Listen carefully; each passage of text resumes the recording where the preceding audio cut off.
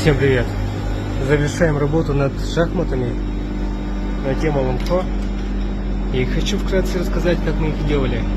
Сначала была дизайн работа, потом скульптурная работа. И самое сложное — это армирование. Армирование — это покрытие пенопласта. Оно должно быть крепким, чтобы выдержать разные климатические условия, жару, холод. И каждый участник будет поднимать их, поэтому она должна быть еще твердой. Я очень хочу уже поиграть. Буду вас ждать. В конце мы скажем, где будем размещать наши шахматы. Но пока посмотрите на это видео и оцените.